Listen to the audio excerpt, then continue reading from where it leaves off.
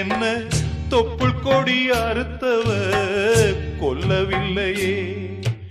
அழுதேனே அழுதேனே அழுதேனே கண்ணீருக்கும் ஈரமில்ல.